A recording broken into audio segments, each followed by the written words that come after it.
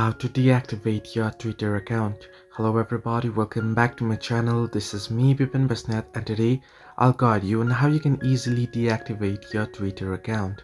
Well, the process itself is pretty simple and easy, so let me guide you through. In order to deactivate your Twitter or X account, what you can do is simply go ahead and open up the Twitter application. You shall get an interface somewhat like this. On your top left corner of the screen, you shall be able to find your profile icon. As you can see here, you want to tap on it. Once you tap on it, as you can see down below on the left hand side, you should see the settings and support option. Tap on it, and then you want to tap on settings and privacy option.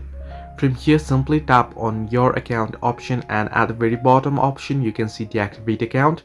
Tap on it and you should see what else you should know. You can read this here, and then you can see deactivate option at the bottom of your screen. Simply tap on deactivate and enter in your account password, and you'll be able to deactivate. So this is how you can deactivate your Twitter account.